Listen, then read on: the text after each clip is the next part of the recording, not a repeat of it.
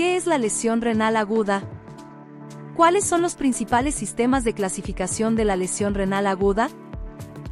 ¿Cuáles son las causas prerrenales, intrarrenales y postrenales de esta enfermedad? Si eres médico, estudiante de medicina o residente, te invitamos a explorar más sobre la lesión renal aguda y su relevancia en el diagnóstico de estas condiciones.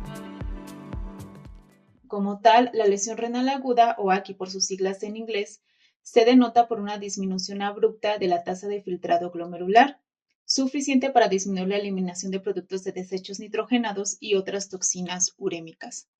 Como vemos en esta definición, pues únicamente engloba como tal a la disminución de la tasa de filtrado glomerular.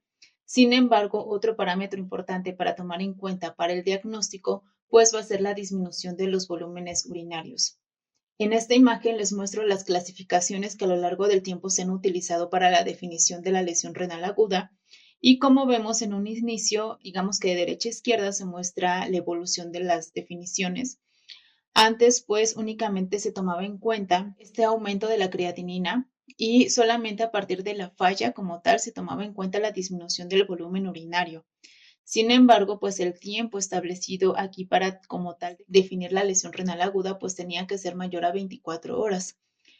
Con el tiempo, pues ha evolucionado esta definición y actualmente la más aceptada y la que nos ayuda a una mejor definición en cuanto al tiempo es la clasificación de CADIGO. Como vemos, clase 1 o el estadio 1 de la lesión renal aguda va a ser un aumento de la creatinina sérica de 1.5 a 1.9 el nivel basal de la creatinina. Este aumento de la creatinina tiene que persistir por al menos más de 48 horas y menos de 7 días, por lo que veíamos en la clasificación en cuanto a la temporalidad de la lesión renal aguda, mayor a 7 días la enfermedad renal aguda y mayor a 90 días la enfermedad renal crónica. Otro parámetro es la disminución de los volúmenes urinarios, que simplemente en un periodo de 6 a 12 horas podemos catalogar a un paciente como un estadio 1, siempre y cuando tenga una disminución del volumen urinario y este sea de 0.5 mililitros por kilogramo por hora o menor.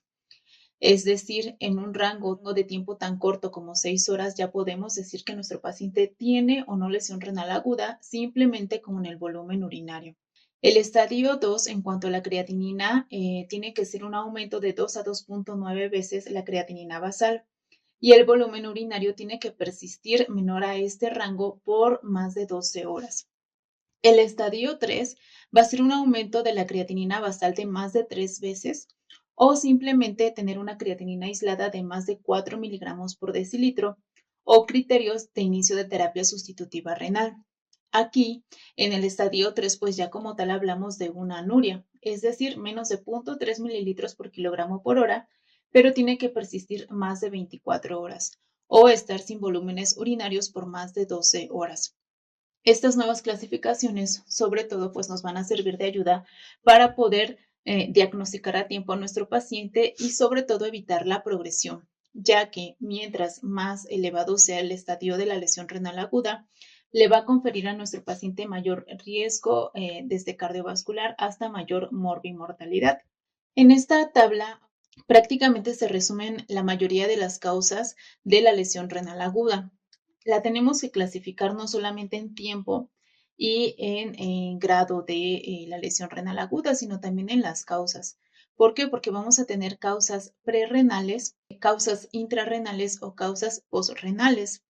Y aquí lo más importante a destacar es que una causa prerrenal va a ser toda aquella que nos condicione una disminución del flujo sanguíneo renal, ya sea por hipovolemia, que va a ser de las causas más frecuentes, y aquí podemos encontrar pacientes con hemorragia, con cremaduras, con vómito, con diarrea, o sobre todo pacientes pues de edad avanzada que tengan poco acceso a la vía oral y por lo tanto pobre ingesta hídrica. Asimismo, hay pacientes pues ya con complicaciones de enfermedades crónicas degenerativas que tengan falla cardíaca, que tengan tamponade cardíaco o un embolismo pulmonar masivo que también van a condicionar una disminución del flujo sanguíneo renal, sobre todo por disminución o afectación en cuanto a la función cardíaca. Ya veíamos en clases previas que van a haber fármacos que condicionen pues alteraciones en la vasodilatación o vasoconstricción de las arteriolas aferente o eferente, que como tal van a tener un impacto en estas presiones hidrostáticas a nivel de los capilares glomerulares y por lo tanto pues la disminución también de la tasa de filtrado glomerular. Muchos de estos fármacos pues son usados ampliamente, sobre todo por médicos generales, como manejo del dolor, entre ellos pues los AINES. Por lo tanto pues la recomendación sería tratar un dolor leve pues únicamente con paracetamol y evitar pues otro tipo de AINES que pudieran condicionar esta afectación renal. Y bueno, otro tipo de medicamentos como IECAS o ARA2, como para el manejo de la presión arterial sistémica, también son de riesgo para condicionar una lesión renal aguda.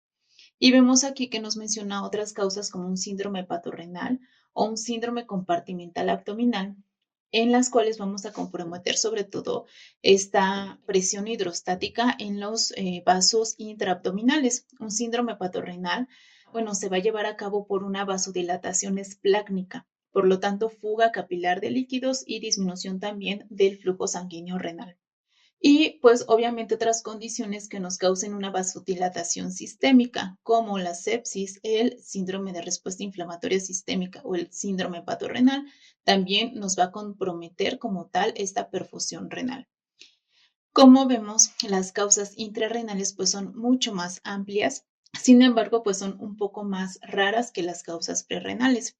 Y aquí vamos a tener desde causas vasculares como una estenosis de la arteria renal, o alteraciones arteriales y venosas, alteraciones o malformaciones.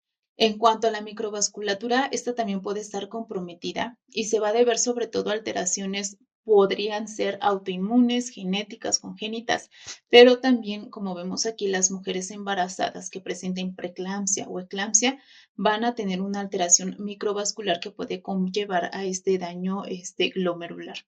Vamos a tener una amplia gama de glomerulopatías que también pueden ser congénitas, hereditarias o autoinmunes que van a conllevar a una alteración del filtrado glomerular, sobre todo hablando pues de un panorama agudo.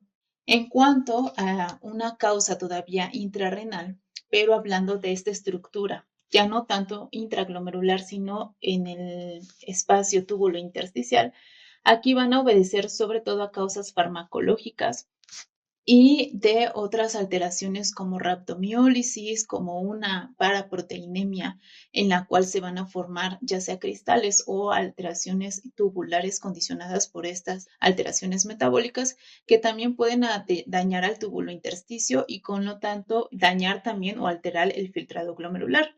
Y por último tenemos las causas posrenales. Aquí sobre todo va a obedecer alteraciones urológicas o alteraciones en todo el tracto urinario que al obstruir este paso de la orina cambien las presiones hidrostáticas a nivel glomerular y por lo tanto causar lesión renal aguda. Sobre todo este aspecto pues es muy importante identificarlo desde la historia clínica y la sintomatología del paciente porque pues es de las principales causas corregibles junto con las prerrenales.